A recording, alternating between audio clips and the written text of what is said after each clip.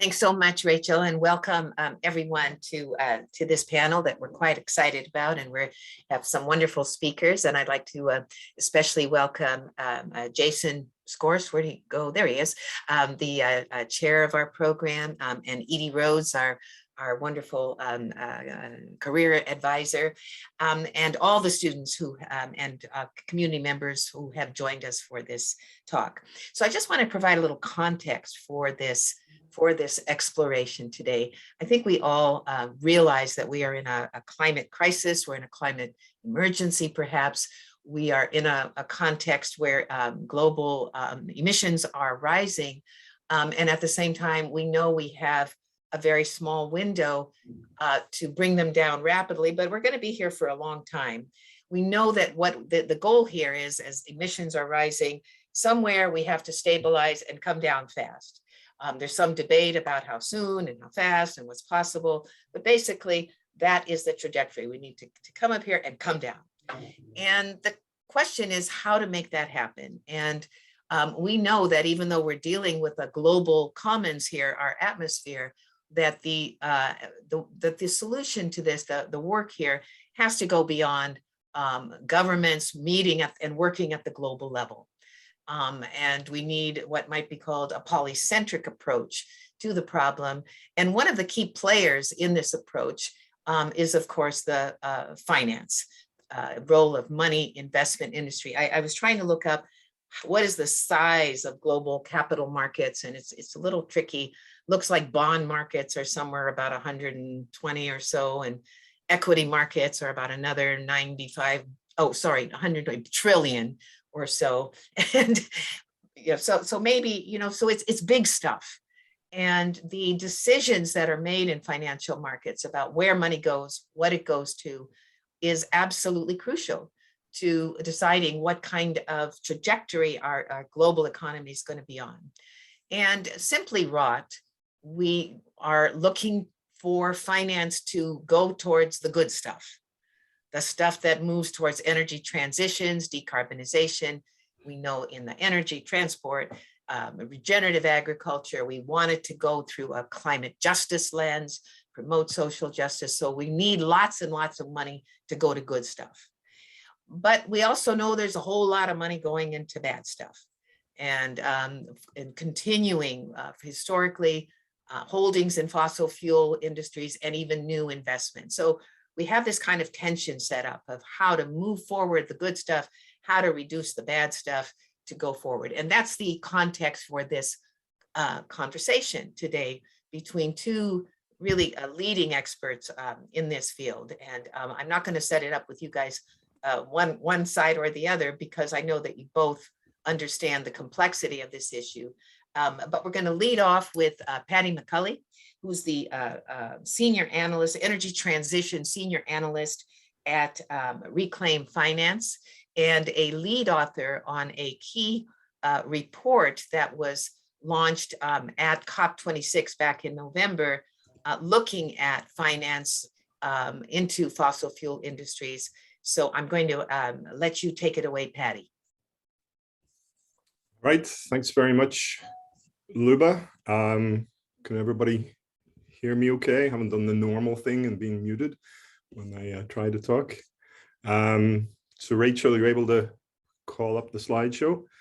All right, so thanks very much, Lyuba, and to the Institute for inviting me to speak, and thanks to all the students for attending. So the question sort of posed in this webinar was, can investors save the planet? I've sort of taken the liberty to change that to finance and sort of broaden it out a little bit more. And also, I'm sort of giving away a big spoiler here, which is that no, I don't think finance can save the planet, but it has a key role to play in it. It's not going to be able to do it all on its own, but it is a really useful tool, I believe, for campaigners working on climate to use.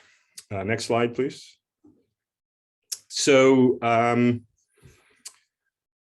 so this presentation is very much from the the perspective of a campaigner, and specifically campaigner working on fossil fuel finance. So I will recognize now that fossil fuels are 75 to 80% of the problem. They're not all of the problem. There is, of course, land use, the sector, agriculture and forestry and so on, and that's hugely important, but I'm not dealing with that here because that's not my expertise, but some of the background on finance is also as relevant to the land use sector, and a lot of the groups that work on fossil fuel finance, including my own, which is Reclaim Finance, which is a French organization, but also groups like Rainforest Action Network based in San Francisco, where I worked before my current job.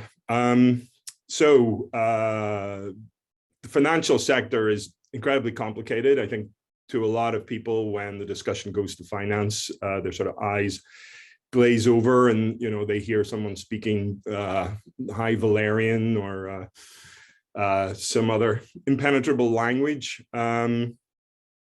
But so I've tried to sort of explain it in a clear way, and explain what we see as the fossil fuel finance campaign. We see as the key parts of financial capitalism. And so these are what I call the 4 pillars of financial capitalism. You have asset owners, and then you have banks, and you have asset managers, and you have insurers, and also reinsurers, which are actually the companies which insure the insurance companies. And while these can be presented as 4 pillars or 4 separate arms of financial capitalism, and in truth, they're all very linked together.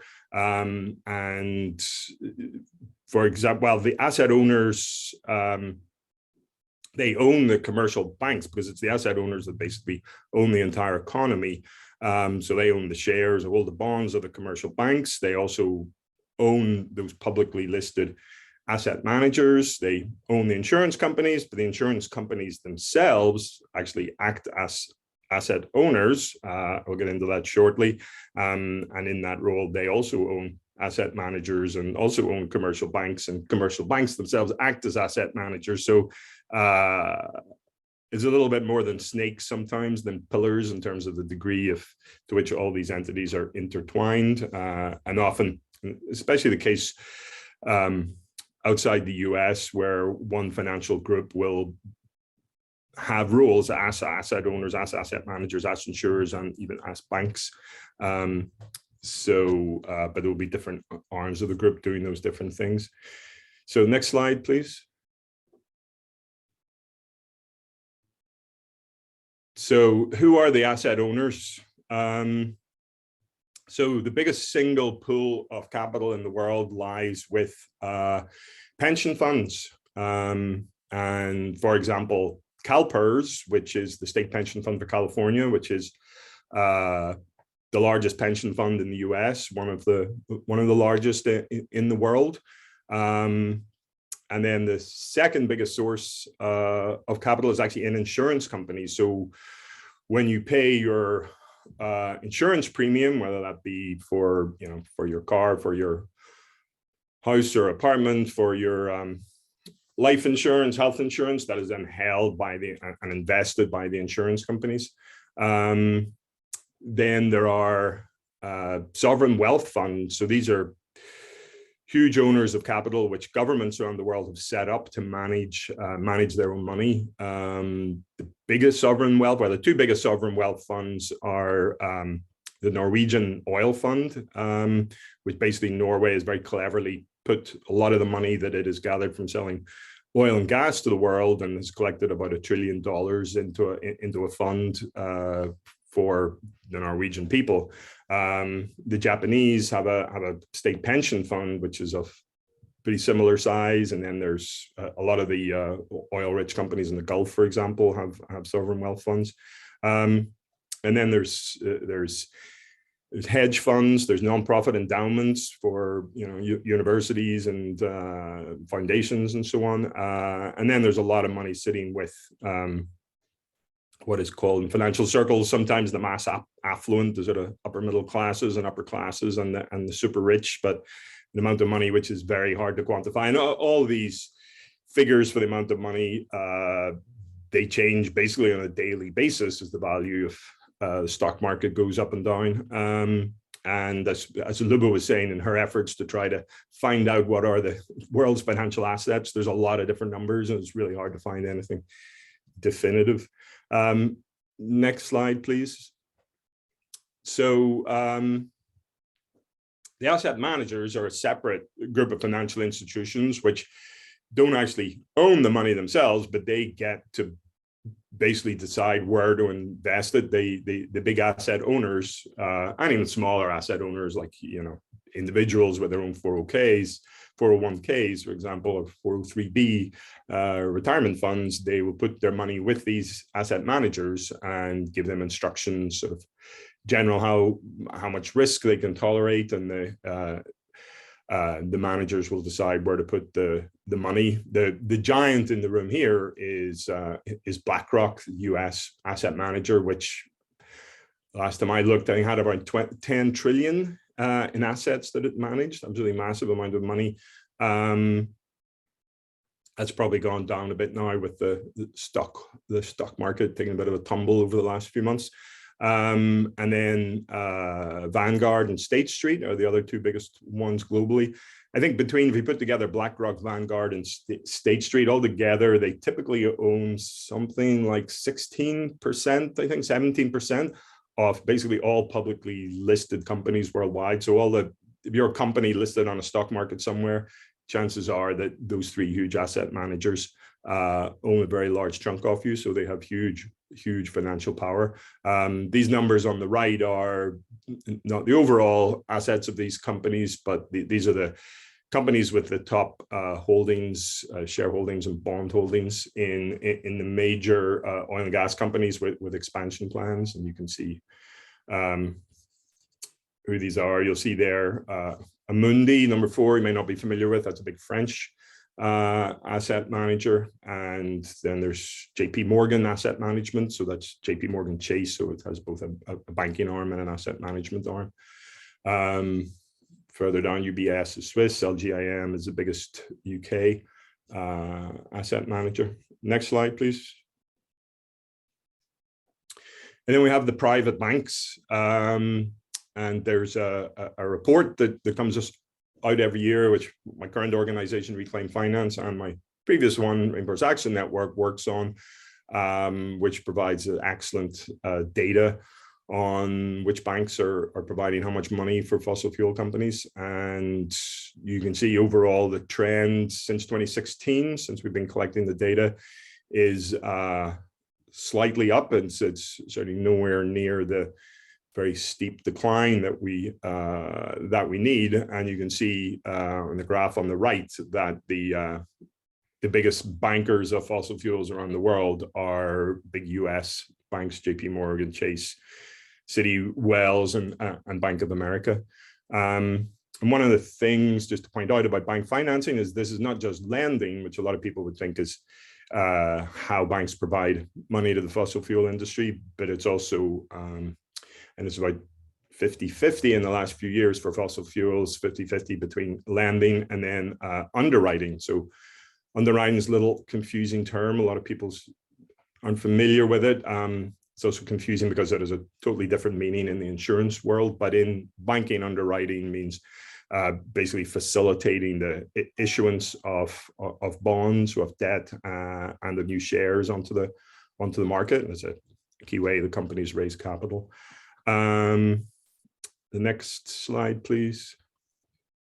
And then there's insurers who have a unique role because not only do they have a huge amount of capital, which they invest, and some of that goes into the fossil fuel industry. But of course, in their role as insurers and managers of risks, they also enable the fossil fuel industry to operate, because if companies don't have insurance, they can't get bank loans, they can't get construction permits and different types of government licenses that they will need. So they have a very important role, also an important role for campaigners because, insurers manage risk, and the biggest single risk we face is climate change. And so they are very, very well aware of the problem, and they have a unique responsibility to try to stop actually facilitating the activities that are making the problem worse. This graphic here is from a insurance scorecard, which again, Reclaim Finance is involved in producing every year. And you see here 3 of the key roles that insurance plays. There's the insurance, as I mentioned, there's their investment or divestment, and then other climate leadership, which is things like the role insurance companies can play in just highlighting the risks of climate change for society, and particularly for political leaders, and basically lobbying for better climate action. Next slide. Then there's a whole bunch of other players, which I won't get into here, which would make up the sort of financial universe, enable a global financial system to work. And at the bottom 4 categories of institutions listed here in the public sector, which also have very important role to play in both regulation and providing finance and de-risking money for the private sector. But I'm not going to get into the public sector and regulations in this talk. I'm going to stick with the private sector, but just to underline that those are other important actors. So next slide, please. So very quickly, what has been the history of fossil fuel finance campaigning? So this grew out of public finance campaigns, especially ones aimed at the World Bank, in which, because of the World Bank was financing destructive projects of various types, large dams and forestry projects, and also oil and gas pipelines and opening up of new fields in developing countries. And those campaigns sort of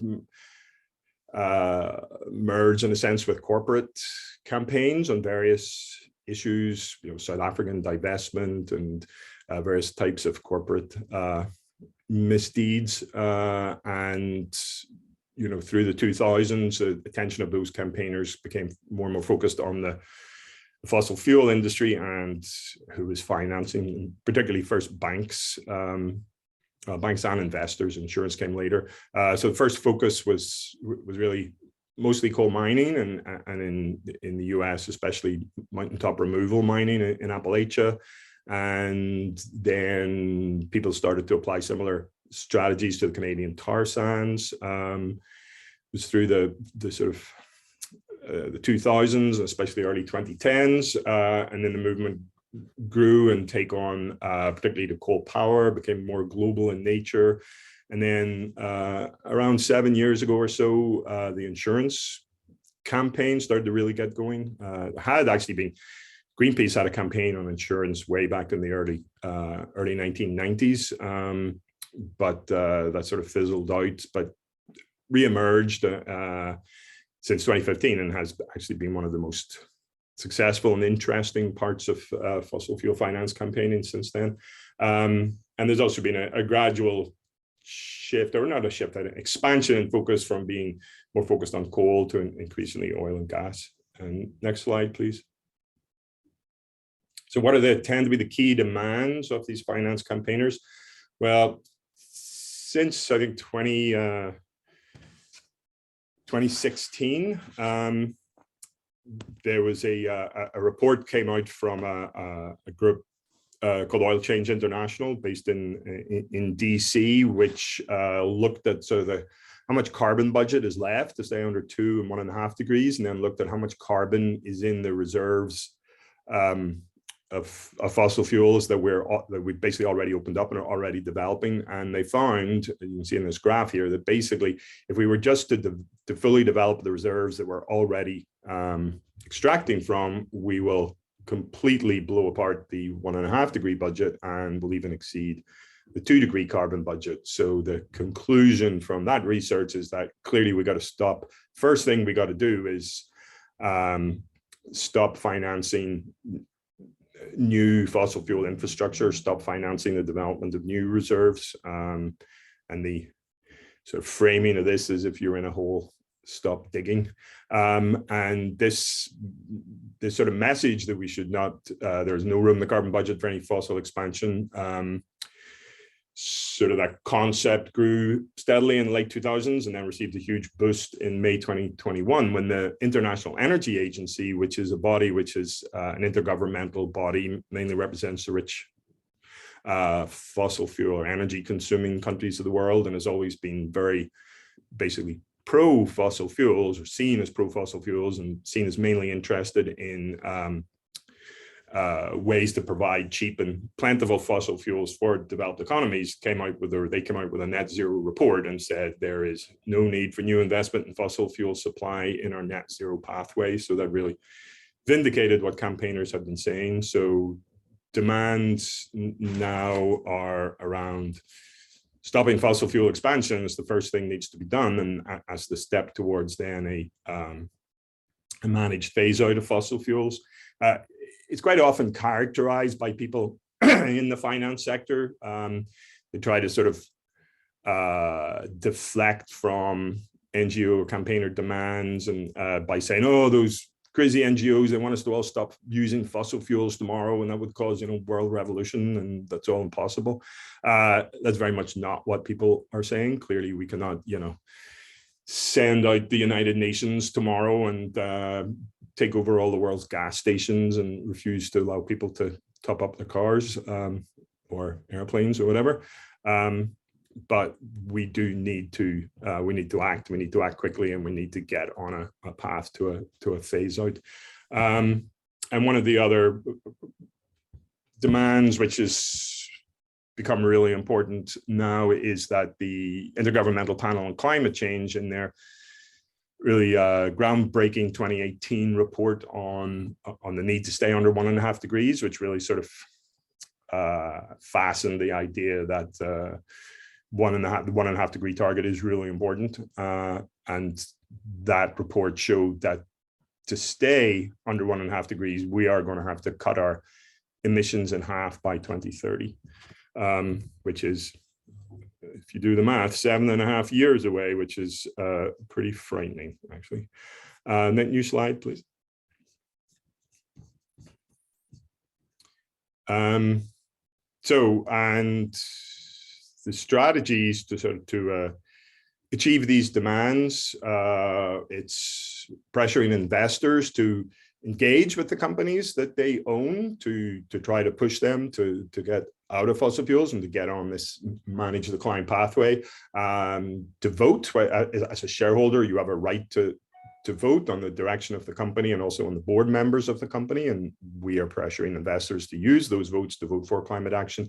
And if those tactics are not working, then we are pushing for divestment. So selling shares and not buying new shares or bonds in those companies. For banks, it's similarly restricting the loans and the underwriting. With insurers, it's getting them to, it's working on insurers as investors, but also getting them to stop writing insurance policies. And then we're also working on central banks and regulators to take actions to reduce climate risk in the financial system, which would mean basically reducing the amount of finance of fossil fuels. Yeah, next slide, please. Part of the story, of course, big important part of the story is it's not just getting out of fossil fuels, it's got to be investing into the solutions that we need. And figures vary somewhat, but we're looking like a 3.5 times increase in clean energy investment needed by 2030, which of course will have huge benefits, not only in climate, but also saving millions of lives because of less air pollution and creating a lot of new jobs. Of course, jobs will be destroyed, but net, we're looking at 25 million net new jobs globally, according to the International Energy Agency. Next slide, please. So, how has finance responded to these sort of years of growing pressure from civil society? The main thing we can point to as a success of our work, and what is accelerating in the finance sector is restriction policies where the financial institutions are voluntarily, obviously they're under a lot of pressure, but these are voluntary in terms of they're not, this is not because of regulation, but they are restricting their own activities in the, especially in the coal sector, and increasingly now in the oil and gas sector. Next slide, please. So sorry, the previous slide was showing the asset managers and the policies they have. This is banks. You can see out of the top 60 banks worldwide, there's now 40 with some oil and gas restrictions, 48 with some coal restrictions. But when you get down, which is quite impressive, I suppose, but a bit of a problem when you actually get into the detail of the policies, you see that they're all, almost all cases, there are some serious weaknesses in the policies, and very often there's a lot of greenwashing when a bank or other financial institution announces a new policy on fossil fuels. When you actually look under the hood, you see that often the policies are quite carefully designed to impact their activities as little as possible. Next slide. And similarly with insurance, where we've had, there's been more policies on investment because it's sort of easier for a variety of reasons, easier for insurance companies to shift their investments out of fossil fuels, more difficult for them to shift their insurance activities out of fossil fuels because, of course, insurance is the very basis of what they do. But we are seeing steady progress there in terms of new policies being adopted, and then sort of a ratcheting effect whereby initial policy comes out and then campaigners keep bashing away for a year or two, and then a better policy comes out, and so over time the policies gradually get stricter. Next slide, please. Paddy, can I just interject and say maybe we can do some of the slides later. I just want to make sure we have lots of time for student Q&A. Okay. So I might wrap it up a little bit. Yeah. Okay. So so what are these policy shortfalls that I'm talking about? So these are some of the things that we find over and over again in new policies. So one is that policies will say, we will not finance coal projects, but they will still allow finance for coal companies, which then invest in the projects. Often for banks, for example, they will only address lending, but they won't address underwriting, which is half of the problem.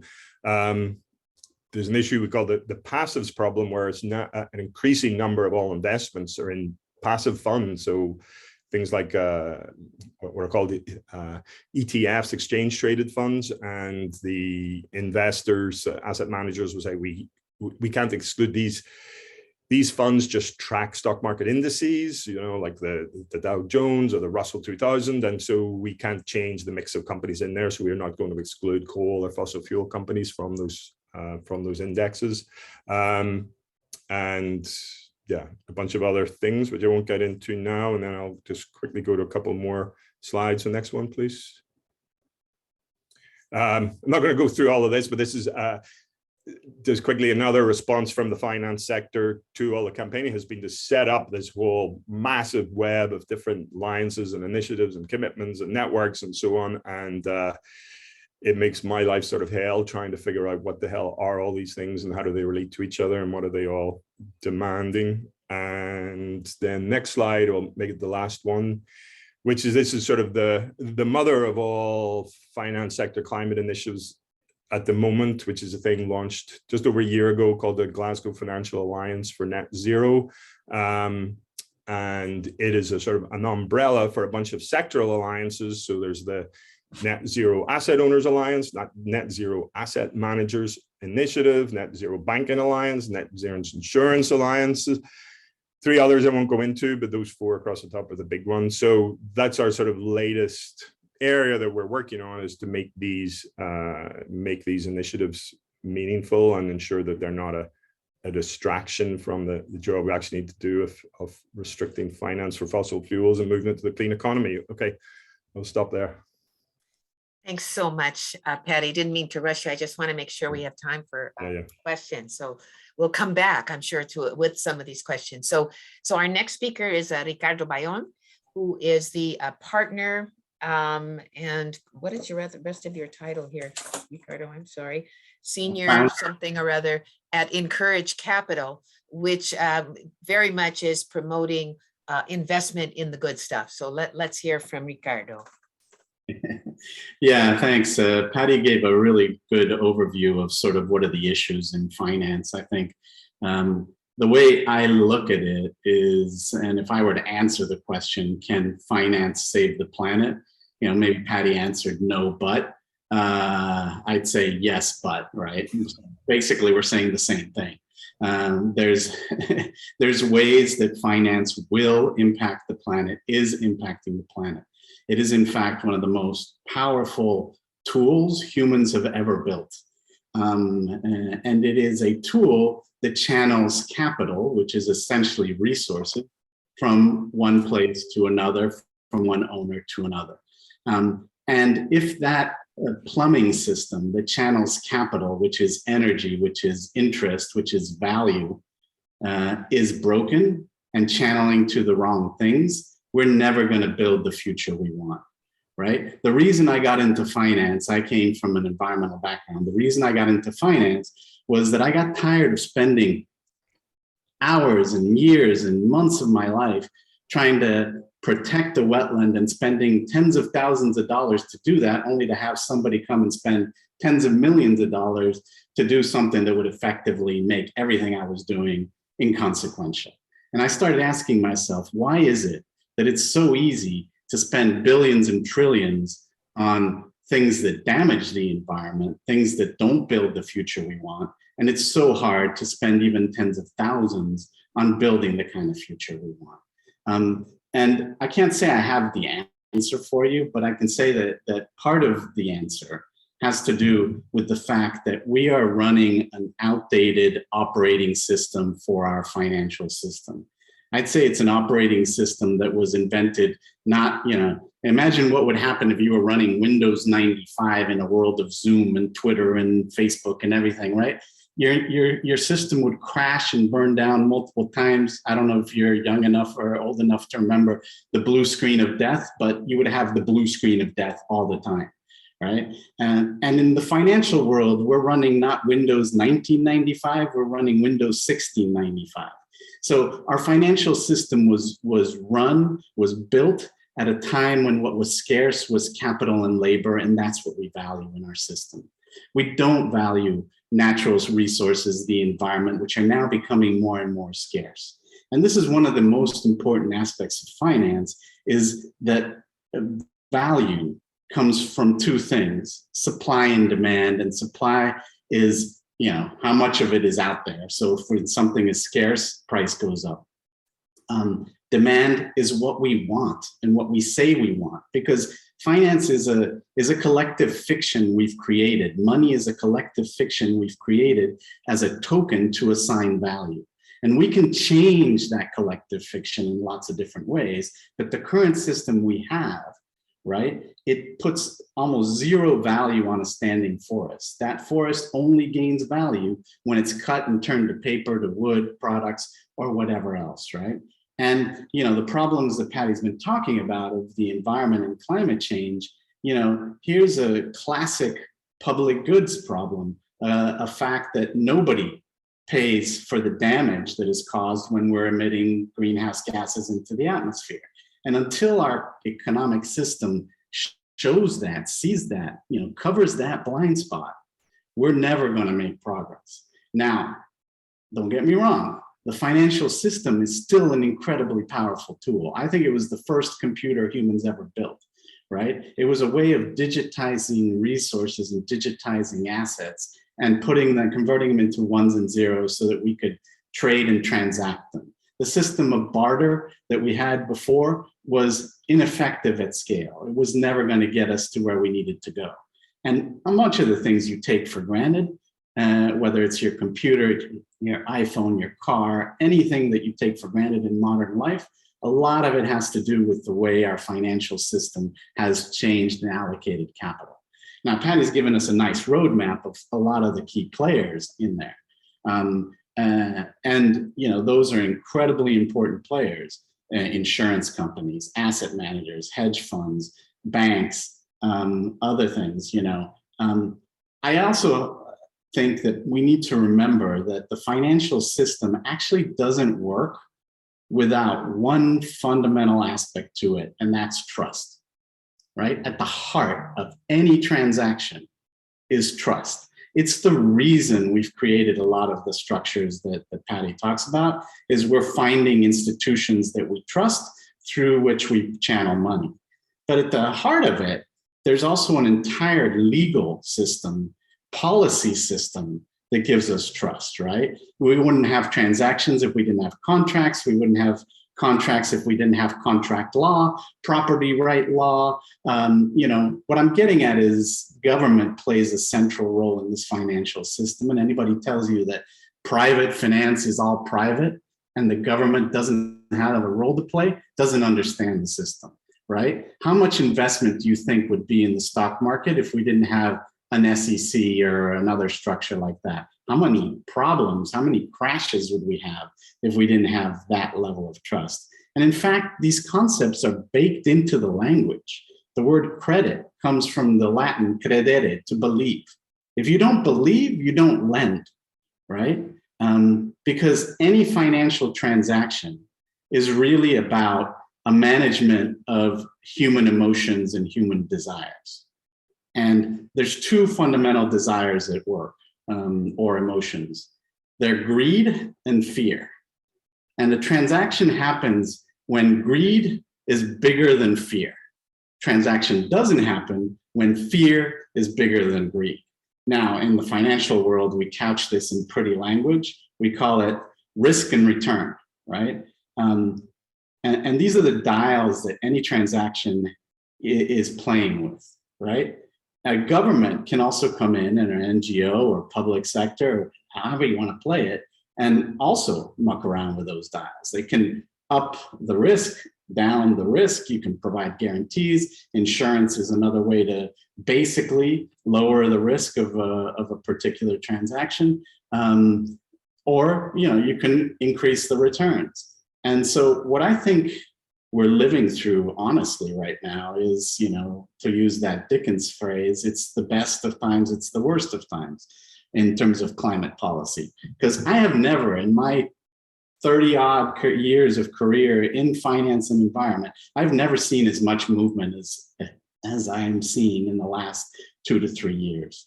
The concept of ESG, environment, social, and governance, has entered the lexicon, right? We have the biggest asset manager in the world that Paddy pointed to, BlackRock, has put out letters from its CEO over the last 3 years acknowledging the issue of climate and saying BlackRock is going to do something about it. Now, we could argue that they're not doing enough, that they should do more, that this is all greenwashing, what have you. But the mere fact that they're acknowledging that this is an issue, I don't think any of us would have predicted 10 years ago, maybe not even 5 years ago. Right? So something has definitely changed, and it probably has to do with a lot of different things, right? It probably has to do with the fires in California and Russia and Australia. It has to do with climate activism that's the Greta Thunberg type stuff. It has to do with a whole host of things that have amounted to a perfect storm, pushing our financial system in the right direction.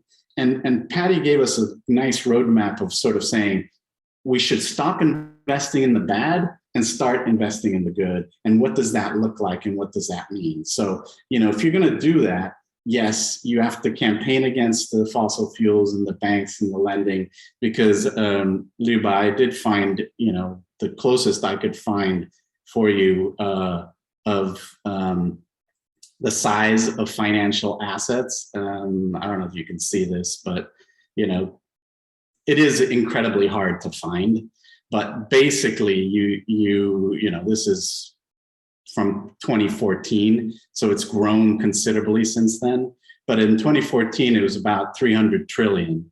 What's interesting here is that you know, when you look at all of the value of all of the stock markets of all of the world, it's actually not the biggest piece here, right? It's 69 trillion. It's not even a third of the whole pie, right? What is much bigger is debt. And this is another thing people forget. Loans and debt are the biggest part of the financial markets around the world. And until we tackle loans and debt, and how those loans are made, and many of the things Paddy was talking about in terms of underwriting and securities and all of that sort of stuff, loans are essential. And we're starting to get, you know, green bonds. We're starting to get sustainability-linked bonds. We're starting to get movement in that debt sector. So yes, we've seen corporate commitments to net zero, which have been tremendous at pushing thinking around this in the corporate world. We need to keep pushing. We need to work on carbon markets and carbon offsets. We need to work on plugging the blind spot that our financial system has for the value of ecosystem services and the damage of things like carbon emissions. How do we do that? Government's going to play an incredibly important role. Businesses and financial system has to change in the way it does a lot of its work.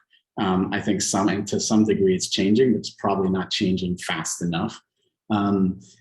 Yes, we need to figure out, like some of the other players that Paddy didn't mention, you know, that they would fall under categories of asset owners or asset managers, things like venture capital or private equity investors, all of whom are, you know, kind of at the beginning of a financing chain. They're the ones that are providing money to new things, and they're the ones that are going to finance, you know, the alternatives to the oil industry, the alternatives to energy, the changes in regenerative agriculture, or however we want to do it. So they have an incredibly important role to play.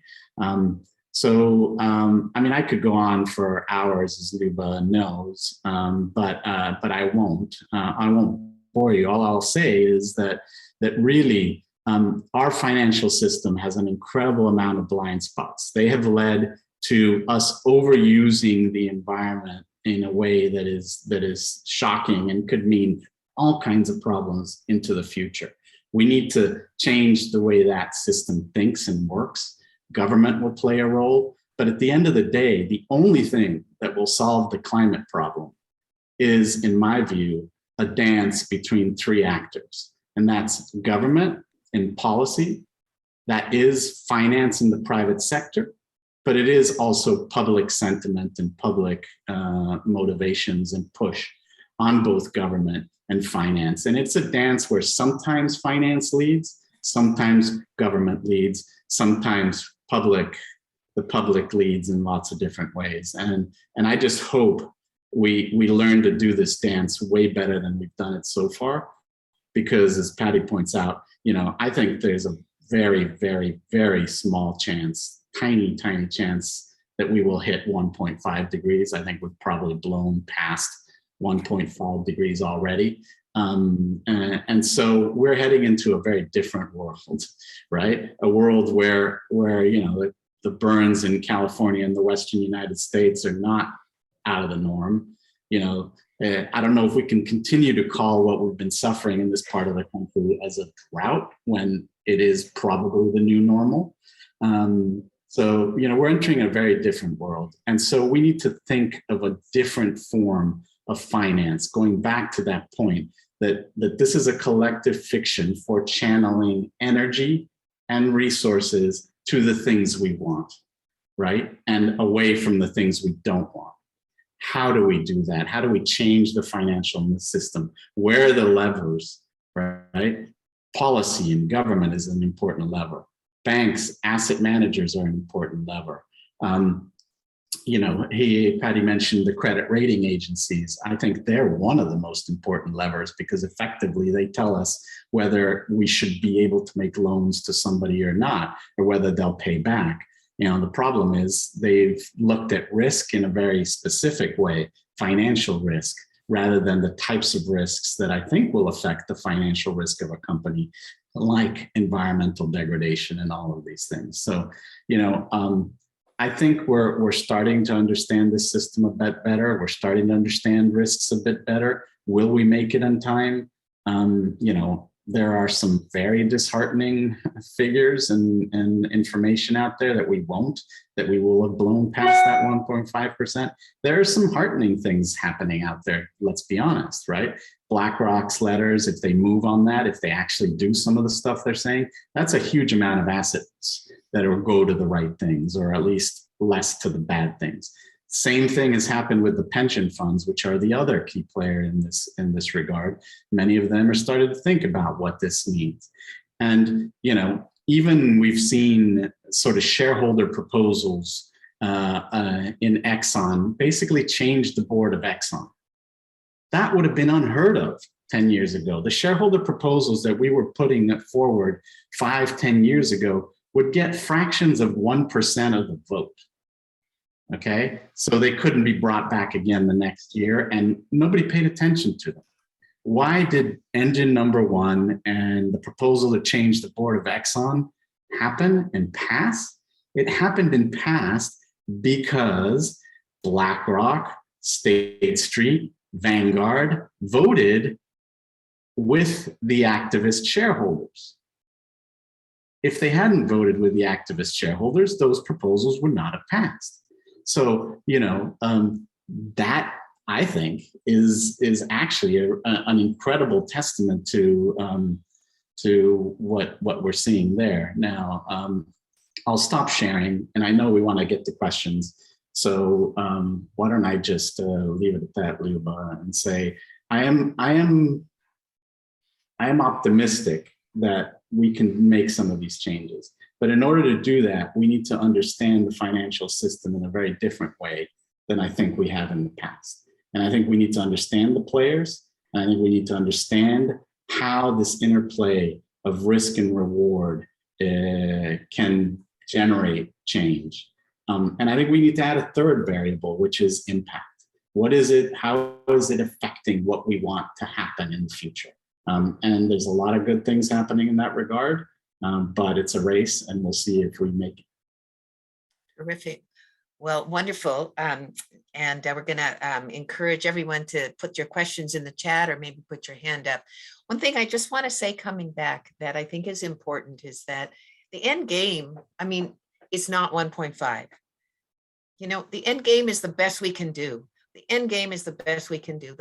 The fact, if we stabilize at 2.4 versus 2.7, there's hundreds of millions of lives at stake and impact to the planet. So we just need to do the best we can. We're going to be here for a while. So I think, and it's clear that the next 10 years are going to look different than the last 10. The race is on. We just need to do the best we can. And, I have grandchildren. They're going to be here. We just got to keep going and not have this sort of sense that, we've just got this narrow window and then it's all over somehow, because that's just not how it works. And I think I really want to stress that. So let me just, questions are coming in. I'm going to get the first bite here, though, and get you guys to drill down a little bit, which is, you both mentioned the role of government policy in this changing this operating system. And I wonder what ideas you have about going forward on how to rejigger the dance a bit. So, because so far what we have is disclosure. That's the main thing. But yeah, I think disclosure is important, and in particular when regulating agencies like the SEC and others push for it.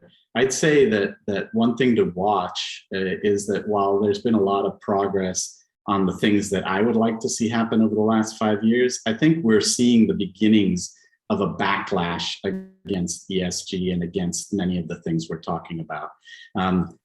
I've seen tweets out there from influential people saying ESG is bullshit, we need to get rid of it. Let's turn ESG into the new critical race theory, where it's like the left is trying to overtake the capital systems.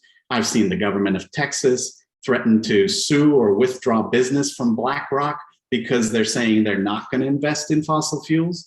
And they're asking every asset manager, are you are you biased against fossil fuels? And if you are, then you're not going to do business with the great state of Texas, right? The government of Utah basically said ESG and the credit rating agencies cannot use ESG to rate us, so there's going to be a backlash. There's going to be a pushback against this. And I think we do have to watch that.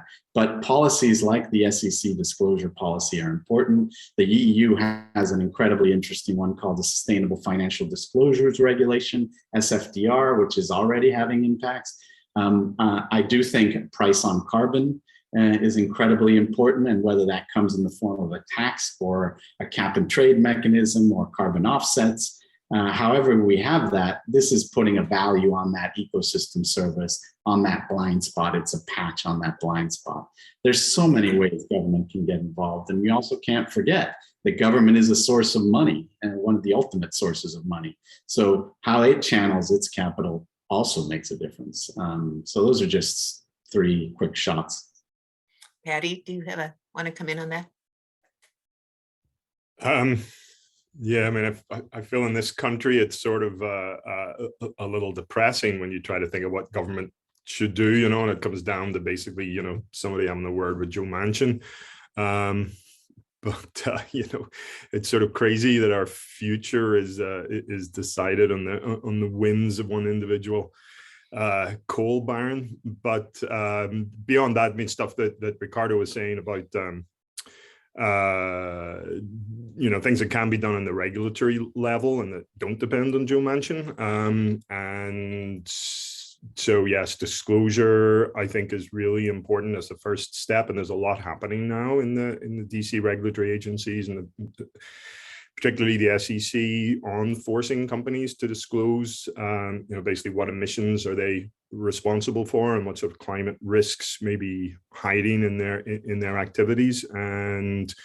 But of course, that's just the first step. Afterwards, you need action on the disclosure. But the hope is with disclosure that investors will take a lot of action without being pushed once they're more aware of what risks, and they can compare the risks across various companies. But I must say on the carbon pricing thing, I'm much less bullish on that. I think politically in this country, very, very difficult to get any carbon pricing. And I think that the cap and trade schemes we have been pretty ineffectual. And I'm also very skeptical about offsets. I follow very closely the UN's offsetting mechanism. And I think there's just some serious flaws with the concept that no matter how well-meaning the efforts are to govern offset schemes, they end up not working. And I actually see that some of this finance work is sort of it's in a way introducing carbon pricing through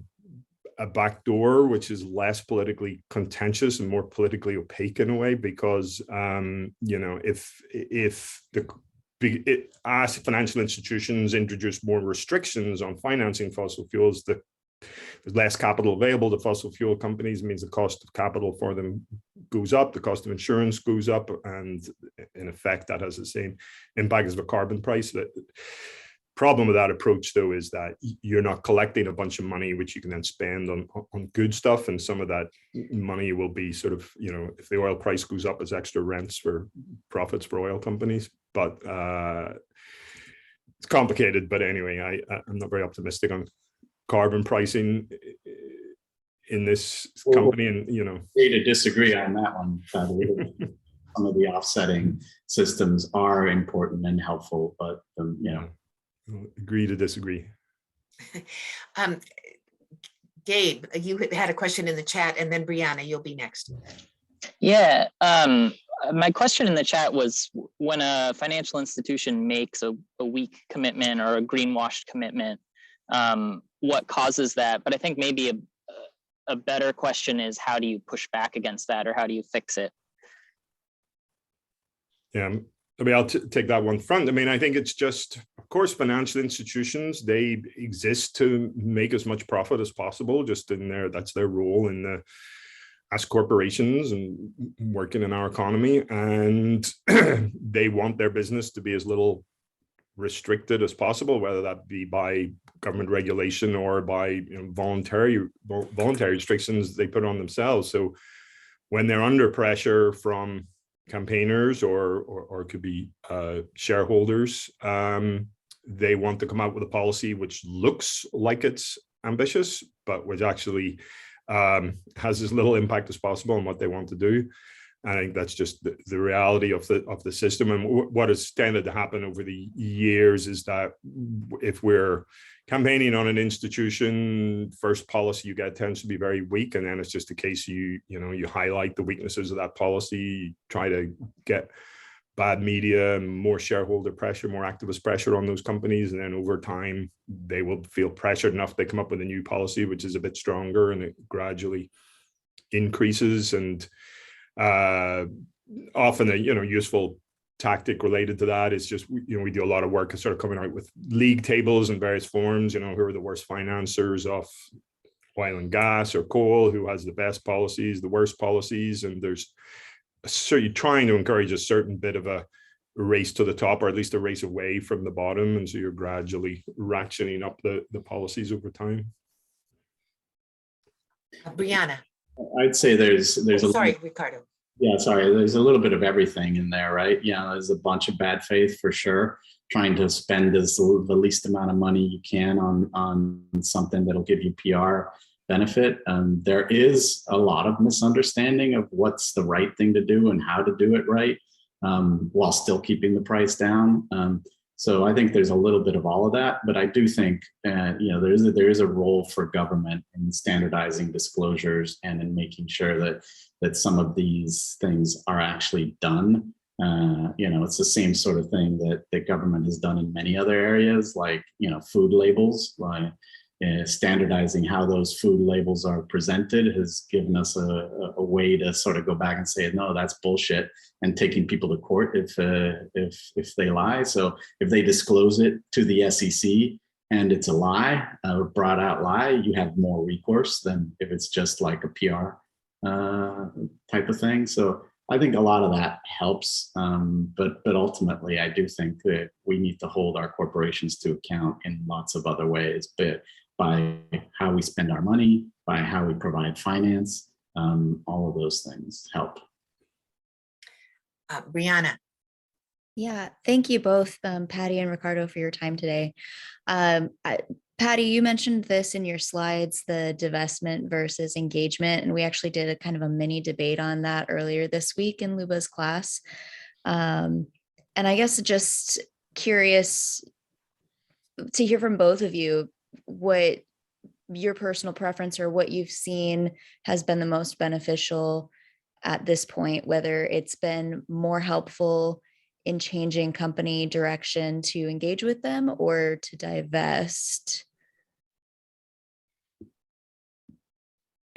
Yeah, that's a very significant debate and a significant issue that we face, and all the time it comes up in our discussions with financial institutions. They will push back on us by talking about the superiority of engagement rather than divestment, really stressing all the downsides of divestment.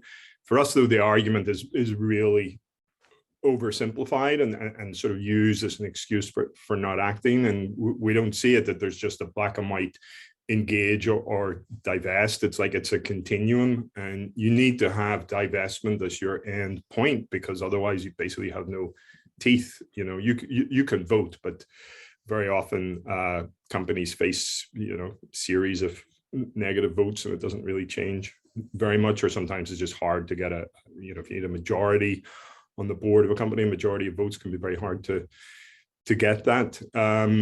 So I think it's the engagement is important, and the problem with divestment, which is often pointed out, is that once you divest from a company, supposedly you no longer have any power over it. You don't get to vote, for example, but that's a simplification as well, because you still have, if you fully divested a company, you can still say that you would love to come back in and invest once more if that company were to change. So there is still leverage. And there's other issues. For example, if you're a bondholder of a company, you don't get to vote anyway. So that's a different circumstance. There's also if you're a bank, I would say I would talk about debanking rather than divestment for banks, because banks are not making investment in terms of taking ownership stakes, and banks don't get through their loans, they don't get a chance to vote. Once they've made their loan, they basically don't really have any influence. So overall, it's a more complicated issue than is often depicted, and it's not just a black and white situation. Yeah, I'd have to agree here. I do think divestment plays an incredibly important role as sort of raising the issue and in many ways communicating the importance of this issue. I think it's going to take a while for us to really affect cost of capital. I don't think we've yet, through divestment, affected the cost of capital for most of these players. The hope is that we will, but I don't think we have yet. And I think there's also a really insidious thing going on that, I might call carbon or emissions laundering, which is effectively, you can take a very big company, they can take their most polluting parts of their company, they will sell it to somebody else, or in some really nefarious cases, sell it to themselves under a different holding entity. And all of a sudden they look like they cleaned up shop really nicely, but it doesn't mean those emissions have stopped in any way. It means somebody else is emitting those emissions. And in many cases, these are private companies where you have zero leverage, zero impact on what they're doing.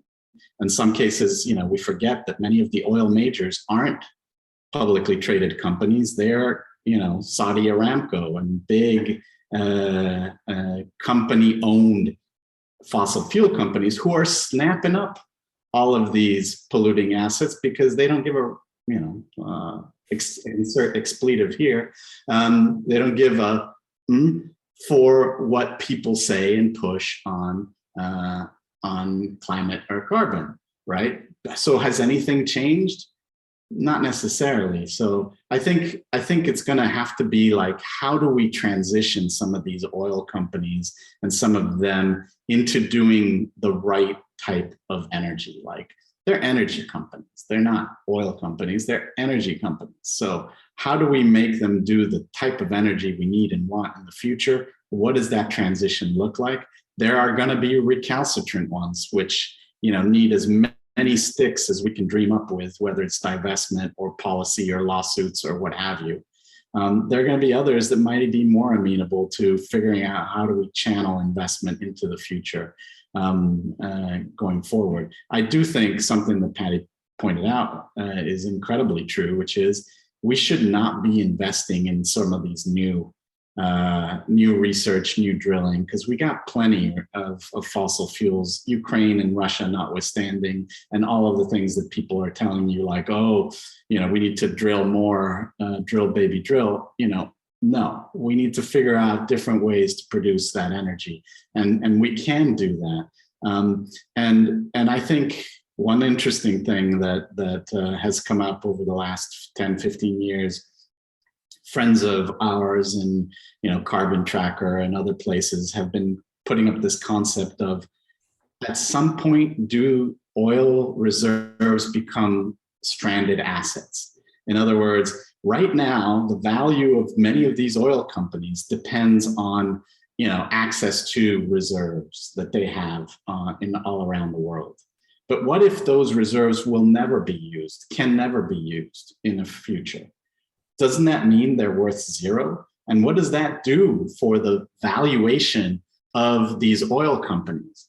Oh, and by the way, a lot of the debt is given to them because of their valuations based on oil reserves. But if that changes, then their cost of capital is going to change. Then a lot of things change. And some of the things that we may think is not a great thing, like, why is the dollar the reserve currency of the world? Well, largely because it was the currency in which oil transactions happen. Now, if that is no longer the case, do we lose the US as a reserve currency for oil? So there's a million different ways this impacts us going forward, and that we need to think about it going forward. And I think there's a really good case that a lot of those reserves are stranded assets and should be valued at close to zero. Will we go there? there's literally billions of dollars at stake, so it's going to be tough, but I think we should push. And folks are working on policies to help make that transition, to ease the transition into the recognition of stranded assets. Megan, this will be our last question because we're running out of time. Fascinating, though. Thank you. I have a question, and first I just want to say thank you both for taking the time to come and present to us. It's been really interesting. I had a bit of a flip-flop career. I started my career at a hedge fund, working on distressed assets and oil and E&P, and then came to Ms. now. And full disclosure, I am now employed at a coalition of transportation companies and different companies within the value chain to try to achieve zero emissions within North America. And so, please, Ricardo, feel free to jump in. But my question is in reaction to a slide that Paddy, you had shown with the different alliances. And I totally hear you. A lot of alliances are total bullshit, right? They are greenwashing. But I'm curious, if you were to paint the perfect picture of like an ideal alliance, what would that look like from like a business perspective, or what would the members from a business perspective do to create an alliance or a coalition that in your view was successful and not greenwashing? Thank you for that. I probably came over a little bit overly skeptical in the value of these alliances, partly because there's so many and I'm so overwhelmed. It's my job to sort of try to keep track of them all. No, there is important work being done in these alliances, as well as there is greenwashing and there is huge amounts of sort of time and attention sucked up by them. But overall, that last slide I showed of GFANZ, the Glasgow Financial Alliance for Net Zero, which has just emerged over the last year, sort of the alliance of alliances. And I think there is, there is a lot of value in that in various senses. I mean, one is just, there's now, I think, $138 trillion of assets, sort of, depends how you measure it, but there's a lot of capital. Something they claim to 40% of the world's investable capital that is now in some way linked to one of these GFANZ alliances, and it's around 528 or something different companies that are now part of it. So theoretically, if you can get GFANZ on top to change its policies, and then that can then trickle down to all those other companies, it's a way of changing a lot of policies at the same time and not having to go institution by institution. It's not quite as simple as that, because there's many layers. GFANZ, it doesn't have any sort of enforcement mechanism, and GFANZ itself doesn't actually yet have any of its own sort of policies or criteria, though it is now working on some, but it insists that everybody that joins one of its alliances signs up to these criteria of a thing called the UN Race to Zero campaign, which was something the UN set up as sort of a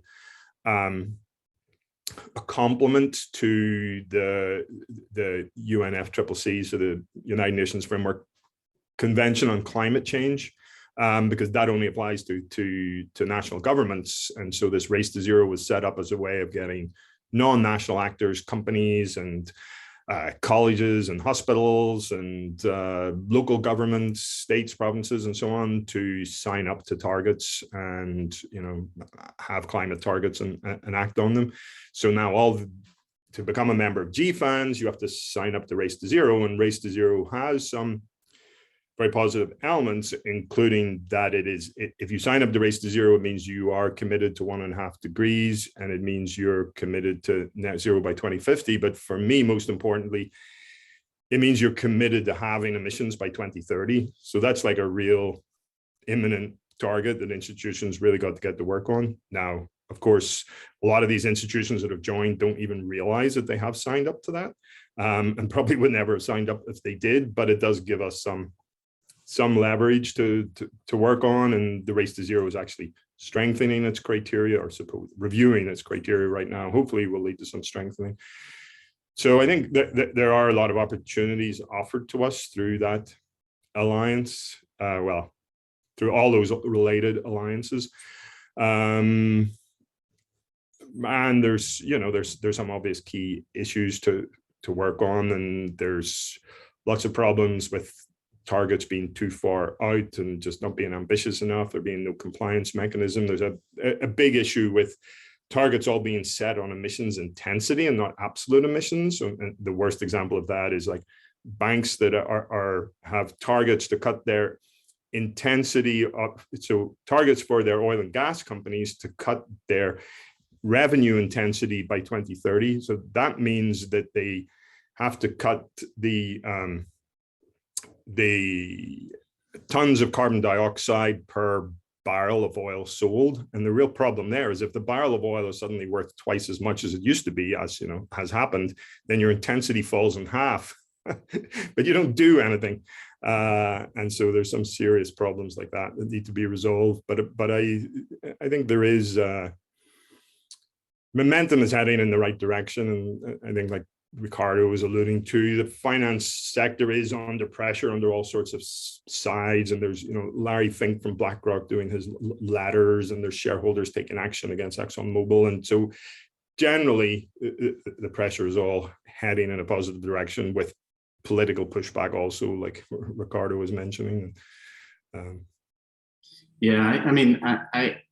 I do think these are important, and you have to remember that a lot of these take time to really work their way through the system. So even if you take SFDR, the Sustainable Financial Disclosure Regulation, or the SEC transparency regulations on climate change, this is a process that started with many, many years ago with an NGO called the Climate Disclosure Project, which then became the Task Force on Climate-Related Financial Disclosure, which then became, the regulations we're seeing now in the EU and other places. So these things do have an impact, and sometimes it just takes longer than we would like. And so they're incredibly useful. I also like to think of sort of what are the points of leverage in the system? What are the levers, as Rachel was saying in the chat? And I do think credit rating agencies, where they're basically three, right? They're Standard & Poor's, Moody's, and Fitch. And these are the organizations that if you're putting out a bond, you go to get it rated. And they rate you either a AAA, BB, CCC, et cetera, and depending on what rating you get, your cost of capital changes, right? The lower the rating, the riskier you are. That means the more greed has to be injected into the system to overcome the fear. And that means you pay higher interest rates, right? If these credit rating agencies were doing more than just the traditional financial analysis and looking at some stuff like climate risk, that could inject a really interesting point of information into the financial system. And it's starting to happen to some degree. All of these are starting to say they've got divisions looking at ESG criteria and climate and other things, because let's not forget that this goes in many cases beyond climate. So the blind spot the financial system has isn't just about carbon emissions and climate change. It's on biodiversity, it's on social issues, it's on inequity and inequality, and it's on a whole host of other issues that we also need to fix our financial system. But these are, incredible points of leverage that most people don't even know exist, right? And yes, we can argue the system isn't great, because who pays the credit rating agencies? Well, the bond issuer, right? So there's a little bit of conflict of interest there. And we hope that the credit rating agencies will still do a good job rating, because if they don't, then, they get called out, or they lose license that the government provides. So again, a government role, or they, like a bad accounting firm, everybody starts to pile on and then they disappear. So their reputation is important.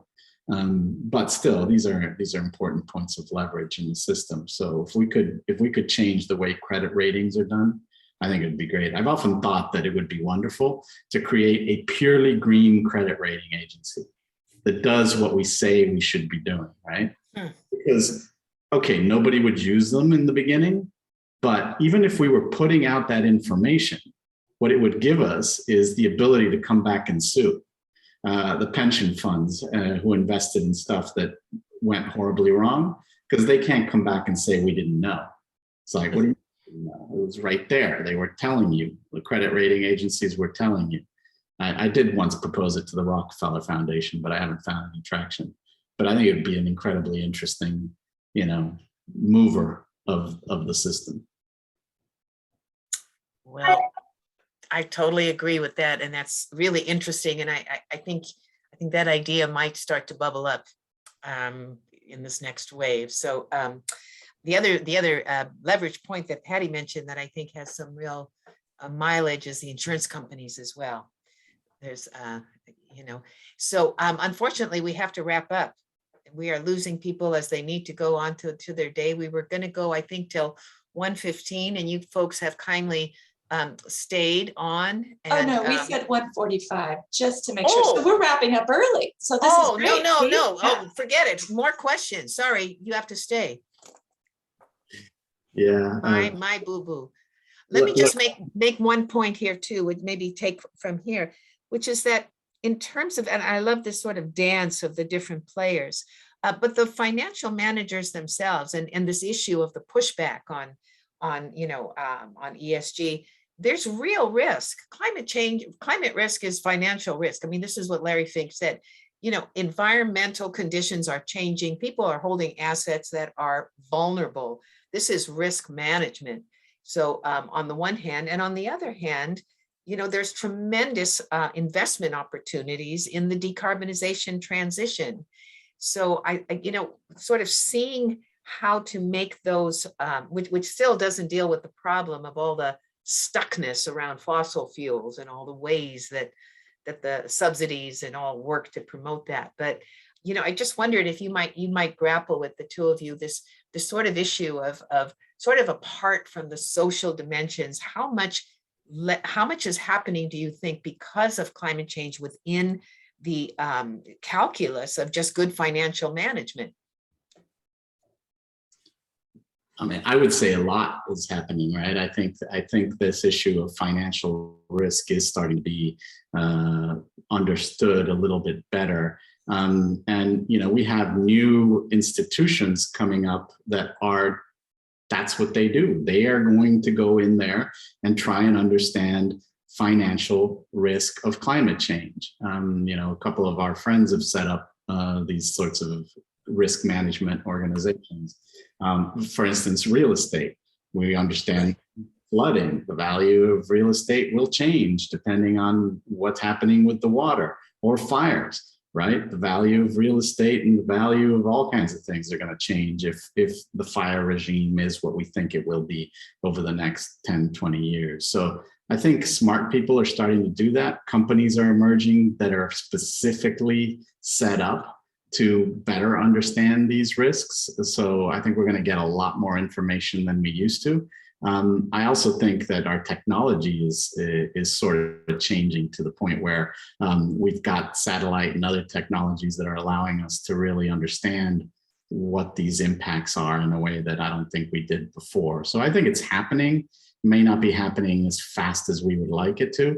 I think these disclosure regulations play a role. So, once we understand what risks people face and what risks they think they face and what risks they're managing for, I think it'll become a whole lot clearer going forward. And again, that's what credit rating agencies are supposed to do. They're supposed to analyze risk of repayment, which is affected by financial risk, which is affected by ability to repay and intent to repay. How do we analyze the ability to repay in a climate change world? It's got to be different than the way we did it before. Yeah, I agree with that. And I think that, the rise of sort of climate risk as a concept in the finance industry has been very rapid and spread very broadly. I do have a concern about it though, which is that the what's typically called physical risk. So when you know, a bank or whatever looks at, yeah, what are all its mortgage holdings, and does it have a lot of mortgages in low-lying areas, or does it have a lot of branches that are vulnerable to hurricanes or whatever? It doesn't necessarily help the climate very much. It helps the sort of economic risks, but doesn't help the climate very much if all they decide to do is decide to move their, you know, shift their portfolio to properties that are a little bit further inland. I mean, there may be like an indirect impact there where it's more of a consciousness raising, that people are living at the coast become more and more aware that actually they're not able to get insurance, they can't get mortgages, and that climate change really is an issue, and you know, they stop denying it and want to start acting on it, but it's sort of an indirect impact. One sort of, I know, there's an anecdote, interesting insight I had into the financial sector brain on risk of sea level rise was, so when I was at Rainforest Action Network, we were campaigning on JP Morgan Chase, and we found out that 3 of their board members basically had houses right at sea level in Florida. So we got some sea level rise maps and showed how by 2050, basically the water would be lapping at their door or even inside their living room. And we went to their doors and delivered these packages and mailed them to them, whatever. And we actually got one of the board members who came out in his pajamas to talk to us. And we said, you know, do you realize, because your bank's world's biggest funder of fossil fuels, that you're helping create a problem which is going to put your property underwater in 30 years? And he said, well, he was very nice, I have to say. He said, but I'll be dead in 30 years. I don't really care. So that was that, you know, and obviously he has, you know, he's a very wealthy man, has a bunch of properties, and yeah, if he loses his Florida one, maybe he's got a ranch in Montana or something he'll go to. And so sometimes it's a bit of a facepalm moment when you're like, okay, can't rely on people to react to information the way you might like them to. Yeah, I also think they didn't believe these until more recently, right? I think the fires recently changed the way what people believe. Yeah. Something to provide information and assume that people will move and act on information.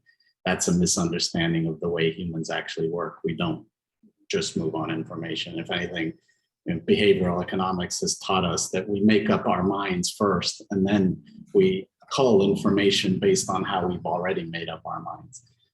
So, you know, it really is about touching a very different part of the human soul than the rational one. It's about emotional issues and emotional belief in that this is what's really going to happen.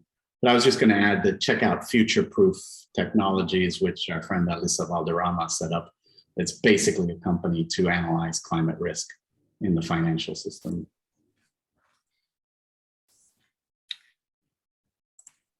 So any other questions from students here? Oh, no. Oh, I just got lost. Oh, there we are. I sort of lost everybody. Right. Whew. Maybe come back if you would for just a moment. Just one comment on that. You know, Paddy, that's true that that kind of the perspective doesn't really contribute to the mitigation issue, but finance is also going to have to be mobilized for adaptation. You know, and you know, your rich guy in the pajamas, I'm not worried about him, but you know, my own family is based in northeastern New South Wales, which suffered 2 massive catastrophic floods in the last 3 months, and we are not prepared. The finance system isn't prepared for that either.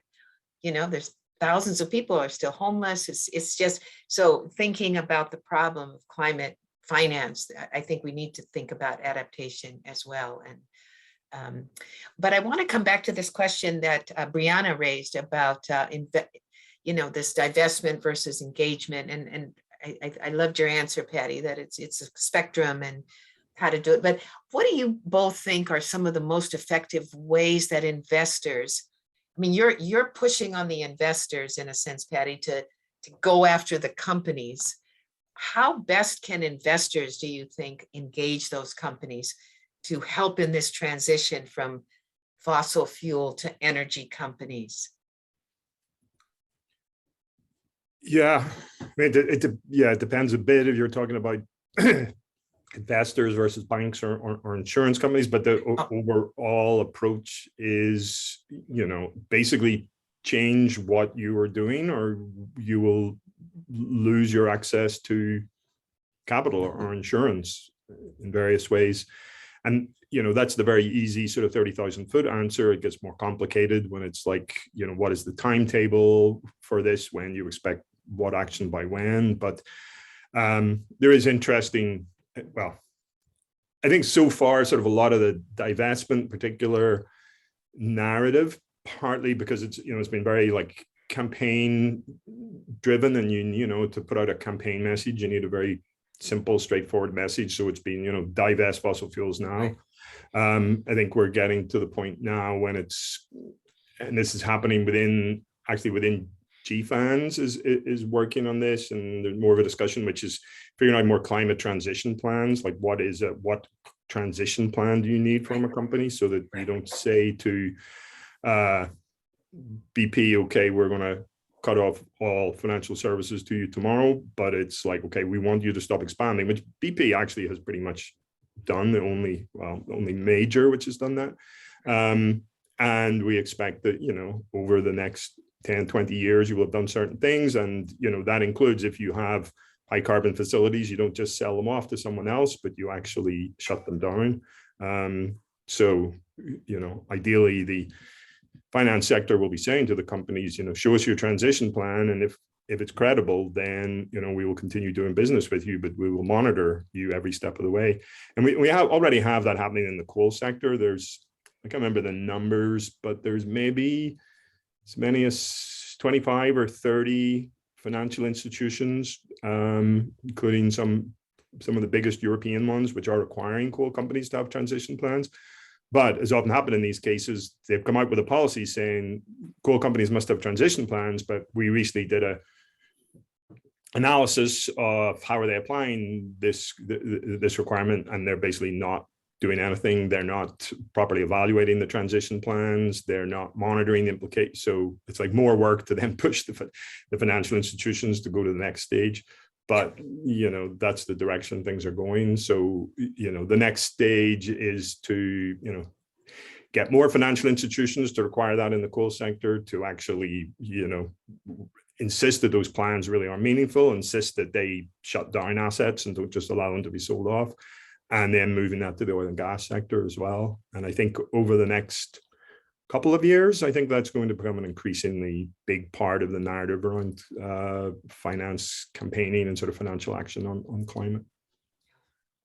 Yeah, I would say I think those transition plans are a great idea, and I think having those types of metrics are important. I love the movement towards these sustainability linked bonds.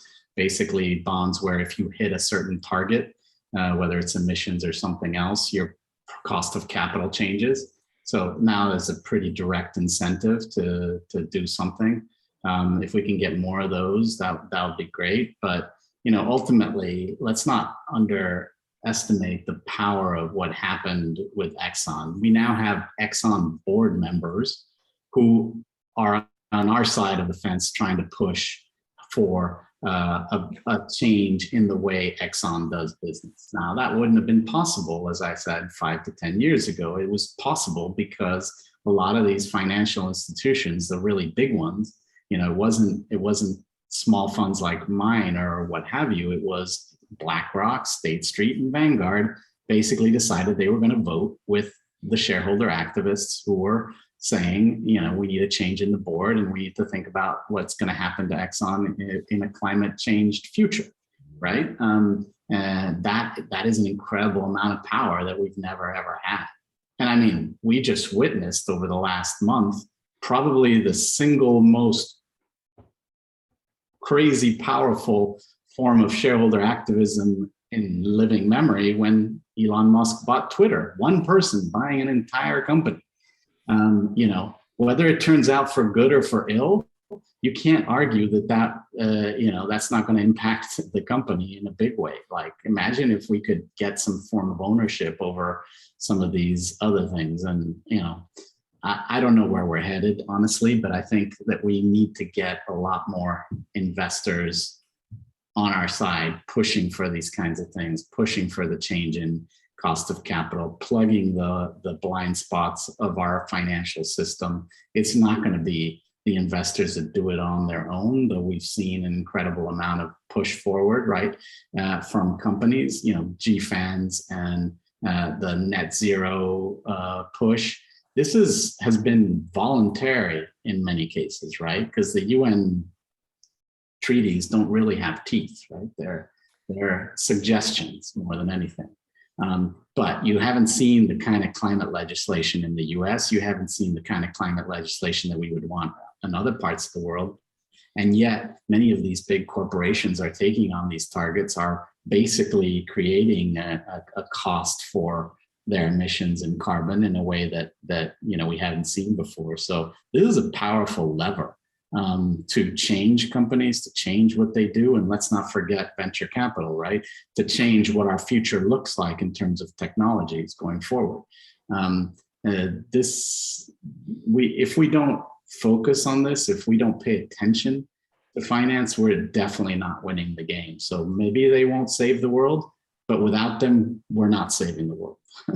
Is my point. Well, that's a great place to wrap up, and maybe just to say that on this score, here's where the new SEC disclosure, mandatory disclosure, will really make a big difference.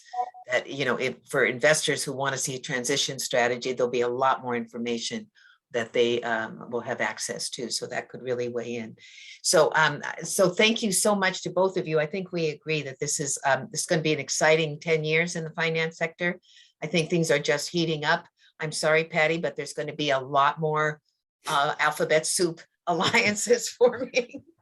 And I think that it's just messy, this kind of change, lots of things happening and sorting it out, but it's pushing, and the question is how to push it even further. And I really am grateful to both of you for not only your talk, but for all the work you do in this space. And I agree that this is really a key space. And thank you so much for coming and talking to all of us about it. And we'll hope to see you again. Okay, thank you. Thank you so